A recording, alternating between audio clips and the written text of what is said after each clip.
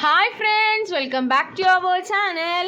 7ാം ക്ലാസ്സിലേക്ക് എല്ലാ കൂട്ടുകാർക്കും സ്വാഗതം. അപ്പോൾ നമുക്കിപ്പോൾ ആനുവൽ എക്സാം നടന്നുകൊണ്ടിരിക്കുകയാണ്.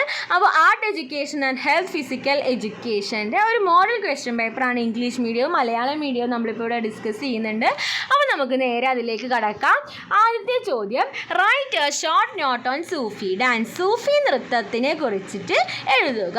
അപ്പോൾ നമുക്ക് ആദ്യം ഇംഗ്ലീഷ് മീഡിയം നോക്കാം. The Sufi dance is a traditional art form practices in Egypt and Turkey.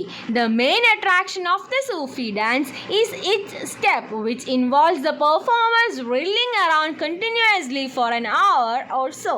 The Sufi dance represents the idea that movement can help raise the mind and body to a state of intense concentration.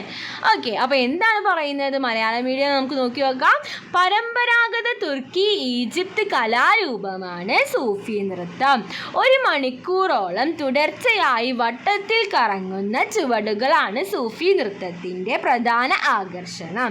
ചലിച്ചുകൊണ്ട് മനസ്സിനെയും ശരീരത്തിനെയും ഏകാഗ്രമാക്കാൻ എന്ന ആശയമാണ് സൂഫി നൃത്തം മുന്നോട്ട് വയ്ക്കുന്നത്. Okay, ഇനി നമുക്ക് രണ്ടാമത്തെ ചോദ്യം നോക്കാം. What are the features of the background music of Sufi dance? അതായത് സൂഫി നൃത്തത്തിൻ്റെ പാശ്ചാത്തല സംഗീത പ്രത്യേകതകൾ എഴുതുക. അപ്പോൾ നമുക്ക് എന്തൊക്കെ എഴുതാൻ പറ്റും? Traditional background is a sweet and emotional table on and guitar Sufi music with Arabian Turkish percussion background vocals and claps. എന്താണ് പറയുന്നത്? അറേബ്യൻ ടർക്കിഷ് താളവാദ്യവും പാശ്ചാത്തല സംഗീതവും കൈകൊട്ടിയുമൊക്കെയുള്ള മധുരവും വൈകാരികവുമായ തബല, ഊത്, ഗിറ്റാർ, വായനയുമാണ് സൂഫി പരമ്പരാഗത പശ്ചാത്തല സംഗീതം. ഇനി അടുത്ത question, what are the 2 types of nadam? അതായത് നാദത്തെ 2ആയി തരം തിരിച്ചിരിക്കുന്നു. ഏതൊക്കെയാണ്? വിശദീകരിക്കുക. അപ്പോൾ നമുക്ക് നോക്കാം ഏതാണ്. In classical Indian treatise on music, nadam is described as being of 2 types, Ahatanadam and Anandanadam. Ahata refers to sound that can be heard by the ear, while Ananda refers to sound that are not perceivable to human senses. അപ്പോൾ എന്താണ്? 2 ആയിട്ടാണ് ഈ നാദം classify ചെയ്തിട്ടുള്ളത്, അഹാത്തനാദം and അനന്തനാദം. അപ്പോൾ അഹാത്തനാദം പറഞ്ഞാൽ നമുക്ക് ചെവി കൊണ്ട് കേൾക്കാൻ പറ്റും. ആ ബാക്കി മറ്റേ നമ്മൾ എന്താണ്? സെൻസ് ചെയ്യാണ് ചെയ്യുക. നമുക്ക് മലയാളം മീഡിയം നോക്കാം.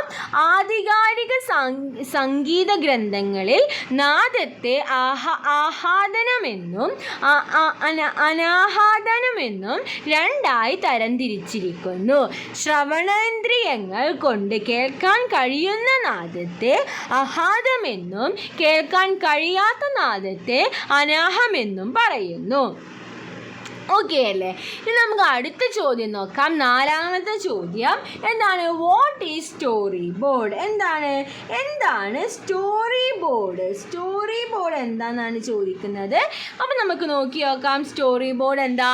A story board is A collection of sequential pictures that help us visualise each sense before we shoot it. അപ്പോൾ എന്താണ് ഒരു സ്റ്റോറി ബോർഡ് എന്ന് പറഞ്ഞാൽ?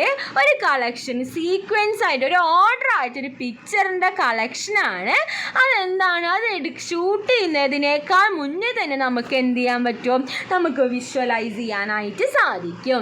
We can include instruction for the shoot in the story board. അപ്പോൾ ഈ story ബോർഡിൽ നമുക്ക് എന്തൊക്കെ വേണം എന്നുള്ള ഇൻസ്ട്രക്ഷൻസ് നമുക്ക് വയ്ക്കാനായിട്ട് സാധിക്കും. ഇനി അതിൻ്റെ മലയാളം മീഡിയം നമുക്ക് നോക്കാം. ദൃശ്യം ചിത്രീകരിക്കുന്നതിന് സഹായകമായി വരുന്ന ചിത്രങ്ങളെയാണ് സ്റ്റോറി ബോർഡ് എന്ന് പറയുന്നത്. അപ്പോൾ എന്താണ്? നമ്മളൊരു ചിത്രം ചിത്രീകരിക്കുമ്പോൾ അതിന് സഹായകരമായി വരുന്ന ചിത്രങ്ങളെയാണ് നമ്മൾ സ്റ്റോറി ബോർഡ് എന്ന് പറയുന്നത്. ഇനി എന്താ? ചിത്രീകരണത്തിന് ആവശ്യമായ നിർദ്ദേശങ്ങളും ചിത്രങ്ങളെയാണ് സ്റ്റോറി ബോർഡ് എന്ന് പറയുന്നത്. ചിത്രീകരണത്തിന് ആവശ്യമായ നിർദ്ദേശങ്ങളും ഇവയിൽ എഴുതി ചേർക്കാവുന്നതാണ്. അപ്പോൾ എന്താണ് ചിത്രീകരണത്തിന് ആവശ്യമായ സാധനങ്ങളുമെല്ലാം നമുക്കിതിൽ എഴുതി ചേർക്കാൻ പറ്റുന്നതാണ്. ഇനി അടുത്ത 5ാമത്തെ ചോദ്യം, write the activities of Birju Maharaj. Birju മഹാരാജിനെ കുറിച്ച് മഹാരാജിൻ്റെ പ്രവർത്തനങ്ങൾ എഴുതുക. അപ്പോൾ ആദ്യം ഇംഗ്ലീഷ് മീഡിയം നോക്കാം.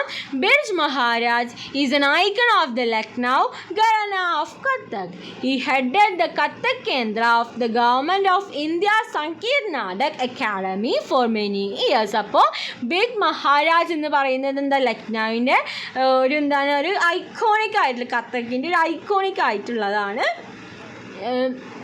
ഇനി എന്താ, government Sangeet Natak Akademi for many years. He has won several accolades including the Padma Vibhushan and he has worked as a choreographer for several films. അപ്പോൾ എന്താണ്, ഒരുപാട് എന്താണ് അവാർഡ്സ് കിട്ടിയിട്ടുണ്ട്, പത്മ വിഭൂഷൺ കിട്ടിയിട്ടുണ്ട്, ഒരുപാട് സിനിമകളിൽ എന്താ കൊറിയോഗ്രാഫറായിട്ട് പ്രവർത്തിച്ചിട്ടുണ്ട്. നൃത്തത്തിലെ ലക്നൗ ഘരാനയുടെ വാക്താവായ നർത്തകനാണ് ബിർജു മഹാരാജ്. കേന്ദ്ര സംഗീത നാടക അക്കാദമിയുടെ കീഴിൽ പ്രവർത്തിക്കുന്ന കഥക് കേന്ദ്രയുടെ പ്രധാന ചുമതലക്കാരനായിരുന്നു. ധാരാളം സിനിമകളിൽ നൃത്തം സംവിധാനമായി പ്രവർത്തിച്ച ബിർജു മഹാരാജിന് പത്മവിഭൂഷൺ അടക്കം നിരവധി ബഹുമതികൾ ലഭിച്ചിട്ടുണ്ട്. ഓക്കെ, ഇനി 6ാമത്തെ ചോദ്യം, what are the different types of group songs. എന്താണ് വിവിധ തരം സംഘഗാനങ്ങൾ ഏതൊക്കെയാണ്? അപ്പോൾ ഒരുപാട് തരത്തിലുള്ള സംഘഗാനങ്ങളുണ്ട്. അപ്പോൾ അത് ഏതൊക്കെയാണ്? Patriotic song, folk songs, vanchippattu. മലയാളത്തിൽ പറയുകയാണെങ്കിൽ ദേശഭക്തി ഗാനം, നാടൻ പാട്ട്, വഞ്ചിപ്പാട്ട്. ഇനി അടുത്ത 7ാമത്തെ ചോദ്യം, what special about group song. അതായത് സംഘഗാന ലാപത്തിൽ ശ്രദ്ധിക്കേണ്ട കാര്യങ്ങൾ എന്തൊക്കെയാണ്? നമുക്ക് നോക്കാം. Unified vocals, clear diction, rhythm, collective consciousness, appropriate shruti or pitch, precision of timing. അതായത് ശബ്ദ ഏകീകരണം, ഉച്ചാരണ ശുദ്ധി, താളം, സംഘബോധം, അനുയോജ്യമായ ശ്രുതി, കൃത്യമായ സമയക്രമം. അപ്പോൾ ഇതൊക്കെ നമ്മൾ എന്ത് ചെയ്യണം? ഒരു സംഘഗാനം ആലപിക്കുമ്പോൾ ശ്രദ്ധിക്കണം. ഇനി അടുത്ത 8ാമത്തെ നമ്മുടെ ലാസ്റ്റ് ക്വസ്റ്റ്യൻ ആണ്, വാട്ട് ഈസ് ഫോളി. ഫോളി എന്നാൽ എന്ത്? അപ്പോൾ എന്താണ് Foley? Foley is the art of artificially creating sounds in a studio to suit a particular situation in a film. അപ്പോൾ എന്താണ്, നമ്മൾ ആർട്ടിഫിഷ്യലായിട്ട് ഇപ്പോൾ ഫിലിമിനൊക്കെ വേണ്ടി നമ്മൾ സൗണ്ട് ക്രിയേറ്റ് ചെയ്യും. അപ്പോൾ ആ ആർട്ട് ഫോമിനെയാണ് നമ്മൾ ഫോളി എന്ന് പറയുന്നത്. The professional who does this is called a Foley artist ആയിട്ട്. അപ്പോൾ എന്താണ് ഇതിൻ്റെ പ്രൊഫഷണൽസിനെ നമ്മൾ പറയുന്നത്? Foley artist. സിനിമയുടെ, ഇനി മലയാളം മീഡിയം നോക്കാം. സിനിമയുടെ കഥാസന്ദർഭത്തിനനുസരിച്ചുള്ള ശബ്ദങ്ങളെ കൃത്രിമമായ രീതിയിൽ സ്റ്റുഡിയോക്കുള്ളിൽ നിർമ്മിക്കുന്നതിനെയാണ് ഫോളി എന്ന് പറയുന്നത്. അപ്പോൾ സിനിമയ്ക്ക് ആവശ്യമായിട്ടുള്ള സൗണ്ടിനെ നമ്മൾ എന്താണ് കൃത്രിമമായിട്ട് സ്റ്റുഡിയോക്കുള്ളിൽ തന്നെ നമ്മൾ ഉണ്ടാക്കുന്നതിനെയാണ് നമ്മൾ ഫോളി എന്ന് പറയുക. ഇത് നിർമ്മിക്കുന്ന ആൾക്കാരെ നമ്മൾ ഫോളി ആർട്ടിസ്റ്റ് എന്ന് പറയും. ഓക്കെ, അപ്പോൾ ഇത്രയും ക്വസ്റ്റ്യൻസ് ആണ് നമ്മൾ ഇവിടെ ഡിസ്കസ് ചെയ്യാൻ ഉദ്ദേശിക്കുന്നത്.